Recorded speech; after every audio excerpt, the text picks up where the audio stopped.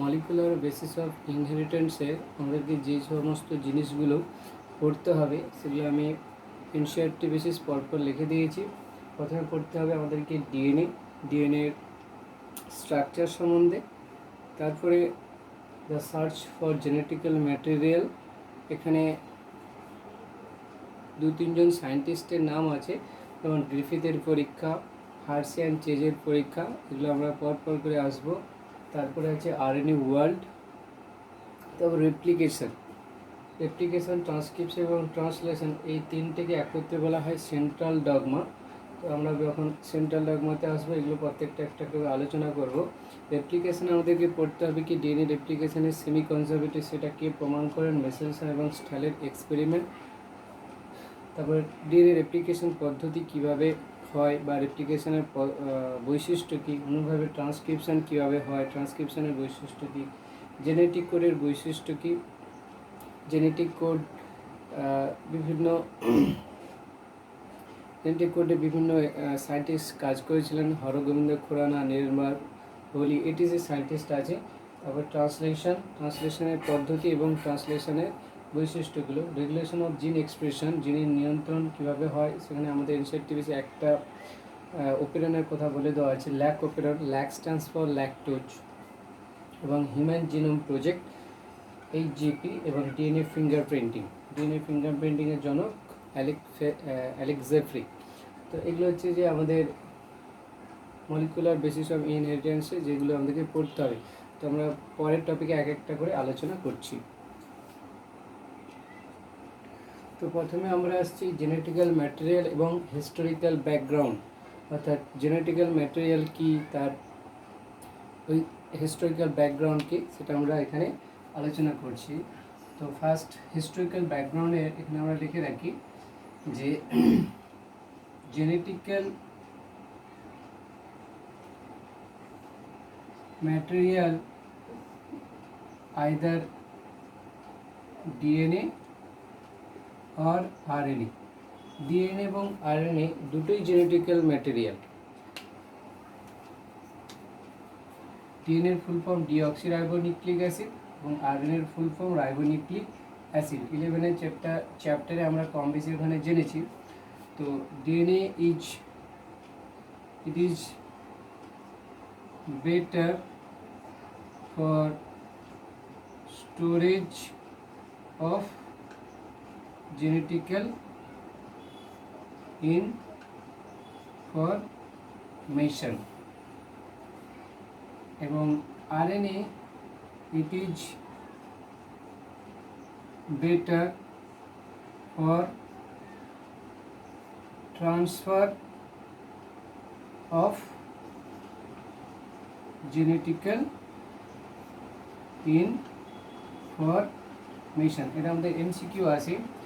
Genetical ইনফরমেশনকে store করে রাখার ক্ষেত্রে কে বেশি বেটার? উত্তর হবে কি DNA.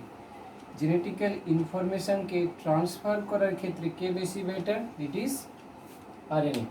Both DNA and RNA acts as genetical material. DNA এবং আরএনএ যখন আমরা পার্থক্যতে আসবো সেখানে আরও ডিটেলসে ডিএনএ এবং আরএনএ পার্থক্যে জানব। তো জেনেটিক্যাল ম্যাটেরিয়ালের এই ব্যাকগ্রাউন্ডটা আমরা পরপর লিখতে থাকি যে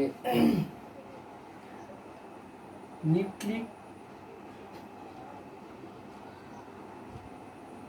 acid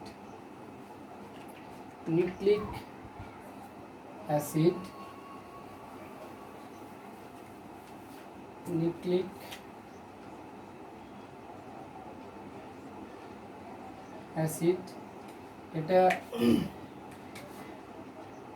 first discovered by Friedrich MEISCHER, Friedrich Miescher. কোথা থেকে ডিসকভার করেন? From pus cell or pus cell, that is WBC of human, and termed or called it, তিনি ওটাকে কি নাম দিলেন না নিউক্লিন। অর্থাৎ নিউক্লিক অ্যাসিডের পূর্বতম নাম কি? নিউক্লিন। কোশ্চেন আছে nuclein term coined by scientist Friedrich Miescher. Later on his student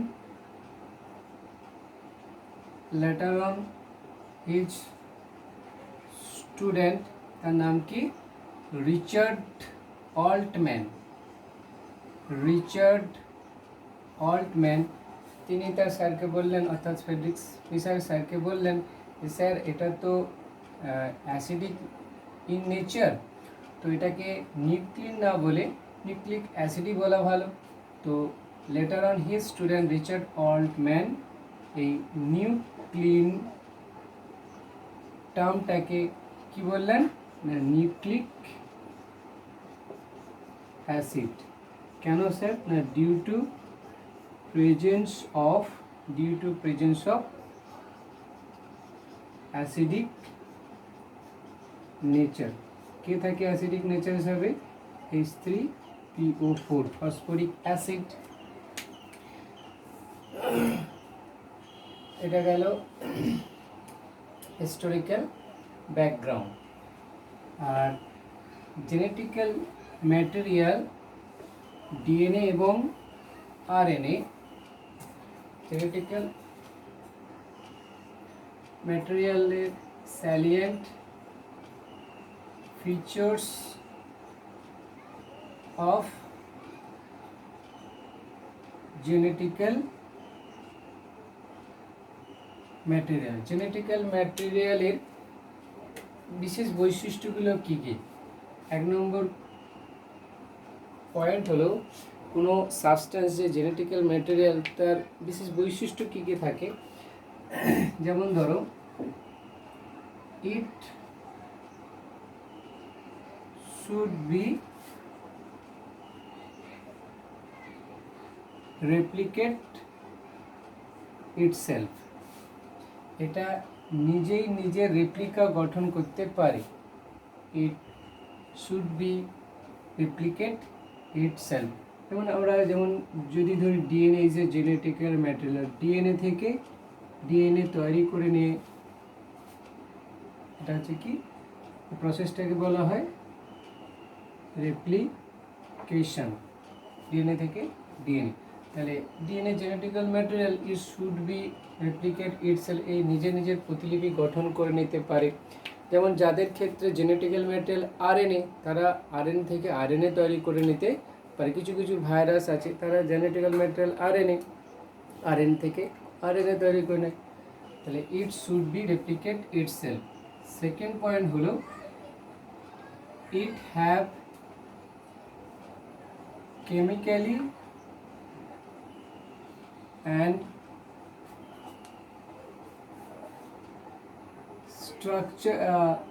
structurally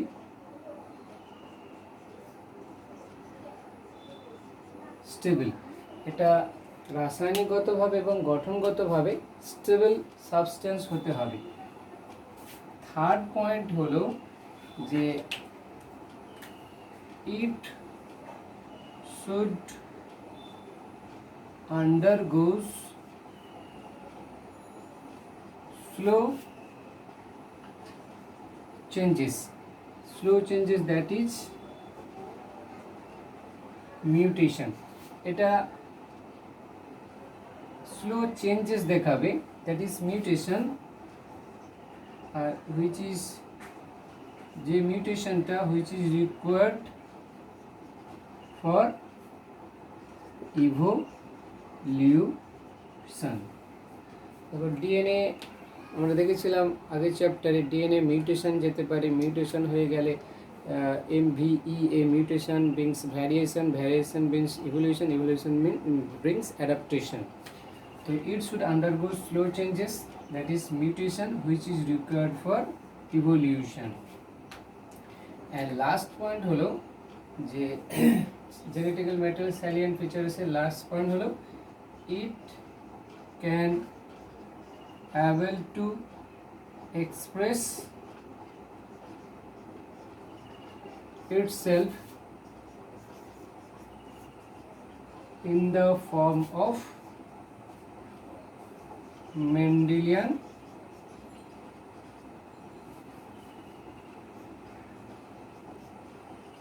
factors. অর্থাৎ এটা এক্সপ্রেস করতে চাইবে কোনো জীবের দিয়ে যদি ডিএনএ থাকে সেটা পরের জেনারেশনে যায় মেন্ডেলিয়ানের ফ্যাক্টর বা সার্টেন অ্যান্ড ভেরিক ক্রোমোজোমাল ইনহেরিটেন্স, সেক্ষেত্রে আমরা দেখেছিলাম it can be able to express itself in the form of Mendelian factor. অর্থাৎ ডিএনএ এক জেনারেশন থেকে অন্য জেনারেশনে যাবে, অর্থাৎ যখন যাবে সে নিজেকে এক্সপ্রেস করতে চাইবে। তো এটা হচ্ছে salient features of genetical material. Genetical ম্যাটেরিয়ালে এখান থেকে একটা এমসিকিউ দেয় যে কীরকম, যে which is not correct for salient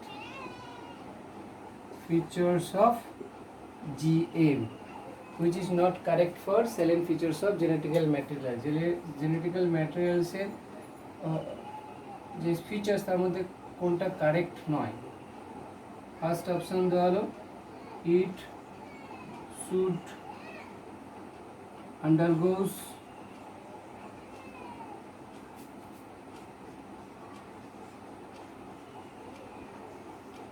first changes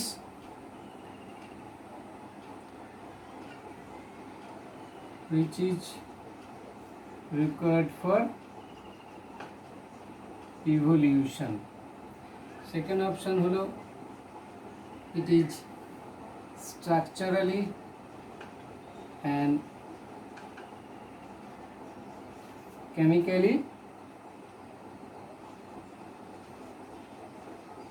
unstable. Third দেওয়া হলো it is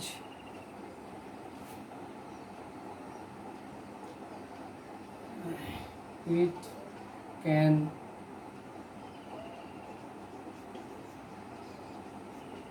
replicate itself, and last option both A and B. তাহলে ভালো করে যদি দেখো ওখানে বলে দেওয়া ছিল স্যালিয়েন্ট ফিচার জেনেটিক্যাল ম্যাটেরিয়ালে it should undergo slow changes, এখানে বলে দেওয়া আছে কি ফাস্ট চেঞ্জেস। তাহলে এই লাইনটা ঠিক নয়, তারপরে এটা ঠিক ছিল, তাহলে এই লাইনটা ভুল। It is structurally chemically unstable বলে দেওয়া আছে, এটা স্ট্রাকচারালি এবং কেমিক্যালি স্টেবল হতে হবে, তাহলে এটাকে বলে দেয় কি unstable. And it can replicate itself, তাহলে রেপ্লিকেট ইটসেলফ করতেই হবে, তাহলে নট বলে দেওয়া আছে, তাহলে তোর এ এবং বি হবে। তো এটা গেল genetical material and historical background, first part.